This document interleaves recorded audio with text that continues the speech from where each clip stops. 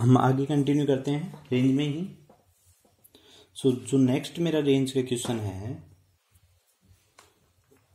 वो है y is equal to mod of x minus 7। ठीक है। सो यहाँ पे ये क्वेश्चन बहुत ही अच्छा क्वेश्चन है, छोटा सा क्वेश्चन, बिल्कुल छोटा सा। सो आपको पता होना चाहिए कि मोड, देखो मैंने बताया था मोड x बताया, y is equal to mod x। y is equal to जो मोड x की डोमेन होती है, डोमेन वो तो हमारी r होती है, और रेंज जो बताई थी मैंने, ठीक है, y is equal to f x की जो रेंज है वो बताई थी 0 से इन्फिनिटी। रेंज हमारी 0 से इन्फिनिटी थी। आगे बढ़ते हैं हम लोग। ठीक है। सो यहां पे देखो सेम वे में y is equal to mod of x minus 7 जो होगा वो भी ग्रेटर देन इक्वल टू 0 होगा। ठीक है। रेंज जो है यहां पे रेंज वो सिंपली आपकी 0 से इन्फिनिटी हो जाएगी। तो एक तो आप सिंपल ऐसे कॉन्सेप्ट लगा लो कि भाई ये क्वांटिटी तो हमेशा ग्रेटर देन इक्वल टू 0 होती है, तो रेंज तो बेसिकली 0 से इन्फिनिटी होगी। एक तो इस तरीके से कर लिया हमने। जो दूसरा मेथड है हमारा, अगर हम दूसरे मेथड से करना चाहें, सो हमें ये तो पता होना चाहिए y तो पॉजिटिव होगा। ठीक है। मोड हटाएंगे तो ये प्लस माइनस वाई है, देखो plus minus y is equal to x minus 7। ठीक है। x is equal to basically हो गया प्लस माइनस वाई प्लस 7। अब हमें क्या करना है, वो सारी y की वैल्यू देखनी है जिसके लिए x डोमेन में लाई करे। अब डोमेन तो r हो गया, यहाँ पे जो डोमेन है वो r है, तो यहाँ के अकॉर्डिंग तो क्या आ गया कि y हमारा रियल नंबर हो सकता है, y हमारा रियल नंबर हो सकता है, पर कंडीशन क्या है कि y तो हमेशा ग्रेटर देन इक्वल टू 0 होगा। सो दोनों कंडीशंस को कंबाइन करके हम क्या बोलेंगे कि रेंज हमारी 0 से इन्फिनिटी होगी। जो हमारी रेंज है वो 0 से इन्फिनिटी होगी। नेक्स्ट क्वेश्चन पे चलते हैं हम लोग। ठीक है। नेक्स्ट क्वेश्चन बहुत बढ़िया क्वेश्चन है। ठीक है। नेक्स्ट क्वेश्चन अच्छा क्वेश्चन है हमारा, और इस टाइप का क्वेश्चन पहले जेई मेंस में आ चुका है। सो ये सिक्स्थ पार्ट हमारा क्या है, f x is equal to x upon 1 plus x square. ठीक है। F x is equal to x upon 1 plus x square करते हैं इस क्वेश्चन को हम लोग। ठीक। सो वही बातें, y इज इक्वल टू, सो यहां पे डोमेन क्या, डोमेन की बात करें हम लोग तो डोमेन हमारी आर है। ठीक है। डोमेन आर है, तो हमने क्या किया, y is equal to x upon 1 plus x square, cross multiply कर दिया। सो कितना हो गया, y plus y x square is equal to x, y plus y x square is equal to x. आगे बढ़ते हैं हम लोग। ठीक है। तो यहां पे कितना हो गया, ये हो गया y x square minus x plus y is equal to 0। मैंने क्या कहा आपको कि x की वैल्यू निकालेंगे इन टर्म ऑफ y, हमें निकालनी है x की value in term of y। यहां पे हमने देखा, यहां पे हम देख पा रहे हैं कि जो मेरा x है, यहां पर हम लोगों को x की वैल्यू निकालनी इन टर्म ऑफ y। तो यहां पे हमने देखा तो x तो क्वाड्रेटिक बना रहा है, x बना रहा है क्वाड्रेटिक। सो यहां पे क्या हो गया, अगर x क्वाड्रेटिक बना रहा है तो x की वैल्यू कैसे निकालेंगे, x is equal to minus b plus minus root of b square minus 4a and c upon 2a। ठीक है, अपॉन 2a। ओके। इस पूरे प्रोसीजर में कंडीशन है कि y हमारा नॉन जीरो का, नॉन जीरो y के लिए कर है। ठीक है। क्यों, क्योंकि अगर ये क्वांटिटी 0 हो गई तो दिक्कत हो जाएगी, और इधर कि अगर कोएफिशिएंट ऑफ एक्स स्क्वायर 0 हो गया तो फिर क्वाड्रेटिक फॉर्मूला लगेगा ही नहीं, फिर तो क्वाड्रेटिक फॉर्मूला लगेगा ही नहीं सोल्व करने के लिए। सो यहां पे क्या हो गया, x is equal to 1 plus minus root of 1 minus 4y square, 1 plus minus root of 1 minus 4y square upon 2y, upon में आ गया 2y। ठीक है। आगे बढ़ते हैं हम लोग। सो यहाँ पे आगे बढ़ते हैं, एक्स की वैल्यू आ गई हमारे पास इन टर्म ऑफ वाई। अब मैंने क्या कहा था कि वो सब वाई की वैल्यूज हमारी रेंज होंगी जिसके लिए एक्स हमारा डोमेन में लाई करे। अब डोमेन तो आ रहा है, सो ये क्वांटिटी रियल होनी चाहिए। इस क्वांटिटी को रियल होने के लिए क्या कंडीशन है कि रूट की क्वांटिटी हमेशा ग्रेटर देन इक्वल टू 0 होनी चाहिए। सो रूट की quantity 1 - 4y² is greater than equal to 0। ठीक है, आगे बढ़ते हैं हम लोग। इसको कैसे सोल्व करेंगे ये मैंने पहले भी आपको एक बार सोल्व करना बताया था। ठीक है, इसके लिए हम क्या करेंगे, फैक्टराइज करेंगे। ठीक है, फैक्टराइज करते हैं। So 1 - 2y 1 + 2y is greater than equal to 0। So ये हो गया 1 - 2y into 1 + 2y is greater than equal to 0। आगे चलते हैं हम लोग। सो यहाँ पे हमने क्या किया,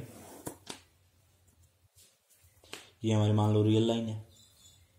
ये 0 कब हो रहा है, 1 - 2y 0 कब होगा, 1/2 पर। और ये क्वांटिटी 0 कब होगी, -1/2 पर। ठीक है, आगे बढ़ते हैं हम लोग।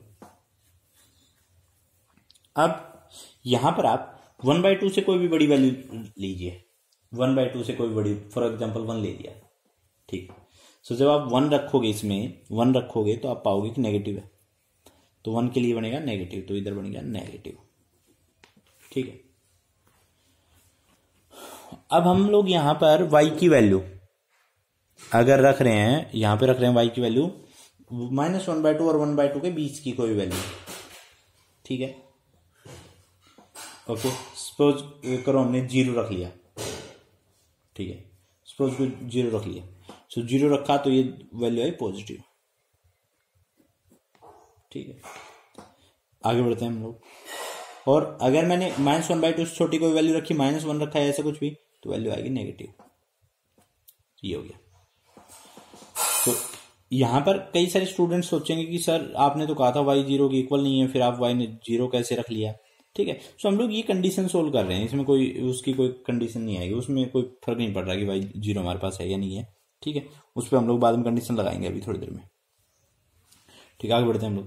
तो यहां से मैं बोल सकता हूं कि y जो है वो मेरा बिलोंग करेगा -1/2 से 1/2 में। y जो है वो मेरा बिलोंग करेगा -1/2 से 1/2 में बिलोंग करेगा y। ठीक है, आगे बढ़ते हैं हम लोग। चलो, तो यहां तक हो सकता है कि आपको पूरा ढंग समझ में आया हो। अब यहां पर एक चीज की एक छोटी सी कंडीशन और लगानी पड़ेगी कि यहां से y मेरे पास 0 नहीं है, y फाइनली तो सॉल्यूशन -1/2 से 1/2 आ गया। ठीक है, पॉजिटिव हमने पॉजिटिव उठाना था, ग्रेटर देन इक्वल टू 0 देखना था, पॉजिटिव उठाना, -1/2 से 1/2 आ गया। ठीक है, सो यहां पर हमारे पास 0 नहीं है। 0 के लिए हमें सेपरेट चेक करना पड़ेगा कि क्या y 0 हो सकता है। 0 के लिए चेक किया, 0 = x/1 + x²। ओके, और आ गया x = 0। सो x = 0 जब होगा, y = 0 होगा, सो y 0 हमारा हो सकता है। तो हमारी फाइनल जो रेंज है, फाइनल हमारी रेंज होगी 1/2 से 1/2, -1/2 से 1/2। ये हमारा फाइनल रेंज होगी इस क्वेश्चन में। ठीक है, आगे बढ़ते हैं हम लोग। जो नेक्स्ट क्वेश्चन है हमारा, ठीक है, इसी टाइप से हमारा नेक्स्ट क्वेश्चन है क्वेश्चन 10। क्वेश्चन 10 कहता है find domain and range of following function. हम लोगों को डोमेन और रेंज निकालना, फाइंड डोमेन एंड रेंज।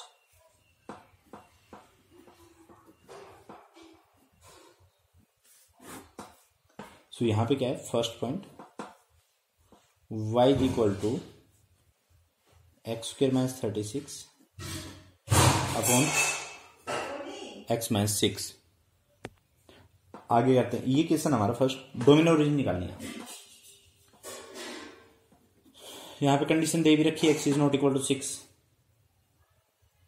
अब देखो बात क्या है, डोमेन निकालते हैं पहले हम।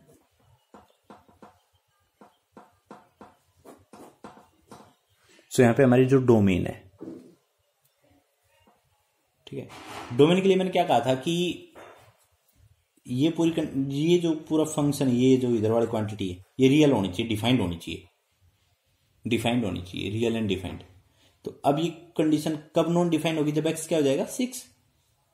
सो डिनोमिनेटर जो है वो नॉन जीरो होना चाहिए, दैट इज x = 6 ठीक है। सो डोमेन हमारी रेंज क्या होगी, R-6, डोमेन हमारी होगी R-6, रियल नंबर्स एक्सेप्ट 6, ठीक है। रेंज पे बढ़ते हैं लोग, रेंज कैलकुलेट करते हैं इसी पे।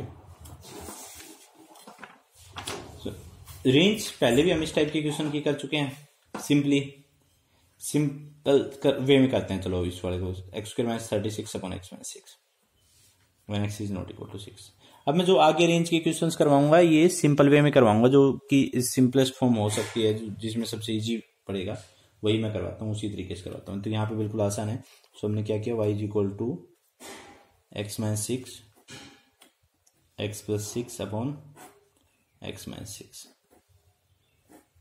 कैंसिल हो गया, where x is not equal to 6, ठीक है, where x is not equal to 6। आगे बढ़ते हैं हम लोग। सो यहाँ पे क्या आ गया कि y जो है हमारा वो x + 6 के इक्वल होगा, पर x जो है हमारा वो 6 के इक्वल नहीं हो सकता है, ठीक है। अब मैं बताता हूँ, ये एक लीनियर फंक्शन बन गया है, ये एक लीनियर फंक्शन बन गया है। और लीनियर फंक्शन के लिए मैंने बताया था, लीनियर फंक्शन का ग्राफ भी बताया था हमने, एक स्ट्रेट लाइन आएगा और उसकी रेंज क्या होती है, लीनियर फंक्शन की रेंज भी r होती है, ठीक है। पर x 6 के इक्वल नहीं है, तो मतलब जो 6 वाला पॉइंट होगा ना वो हटेगा, बस 6 वाला पॉइंट रिमूव हो जाएगा, बाकी सब रेंज में आएंगे, ठीक है। अब जब x 6 है तो y की वैल्यू कितनी आ रही है, 12। जब x की वैल्यू 6 है तो y की वैल्यू हमारी आ रही है 12, ठीक है। तो बढ़ते हैं आगे। सो ये हो गया, as x is not equal to 6 y is not equal to 12, range क्या होगी हमारी, रेंज R-12, रेंज हमारी R-12 होगी। आगे बढ़ते हैं सेकंड पार्ट पर। Second question, domain range type में क्वेश्चन है, y = 2x - 4 upon 2 - x, where x is not equal to 2, where x is not equal to 2 करते हैं हम लोग। डोमेन निकालेंगे, डोमेन निकालना बहुत ही आसान होता है, ठीक है। आप बहुत इजीली डोमेन निकाल सकते हो। डोमेन किस तरीके से निकालेंगे हम लोग, ठीक है, कि हमारा डिनोमिनेटर जो है वो क्या नहीं होना चाहिए, डिनोमिनेटर 0 नहीं होना चाहिए। सो डिनोमिनेटर 0 नहीं होना चाहिए, मतलब 2 - x नॉन जीरो का, means 2 is not equal to x, x जो है वो 2 नहीं हो सकता है। डोमेन जो होगी R-2 होगी, डोमेन जो है R-2, रेंज कैलकुलेट करते हैं, रेंज, ठीक है। सो रेंज कैलकुलेट करने के लिए पहले हम इसको सिंप्लीफाई कर लेंगे। रेंज कैलकुलेट करने के लिए हम लोग सिंप्लीफाई कर लेंगे, जैसे y = हमने 2 कॉमन ले लिया, x - 2 हो गया और ये 2 - x हो गया, 2 times x - 2 अपॉन 2 - x। अब आप देख पा रहे हो कैंसिल हो जाएगा। सो y = कितना आ गया, -2 आ गया। सिंप्लीफाई करने पे हमने क्या मिला, y की वैल्यू तो हमेशा -2 की इक्वल आ रही है। सो रेंज हमारी जो इस क्वेश्चन की होगी, रेंज वो होगी -2। सो इसमें हमेशा रेंज जो है या y की वैल्यू जो है वो -2 ही आएगी, आउटपुट हमारा -2 ही आएगा। बढ़ते हैं आगे। जो नेक्स्ट हमारा क्वेश्चन है, थर्ड पार्ट।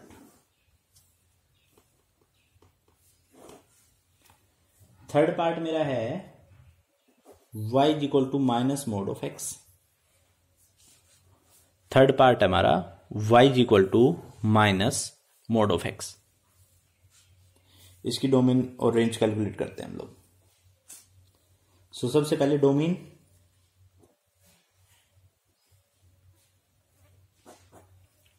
डोमेन क्या होगी इसकी, तो mod(x) में हम कौन सी वैल्यू नहीं रख सकते हैं।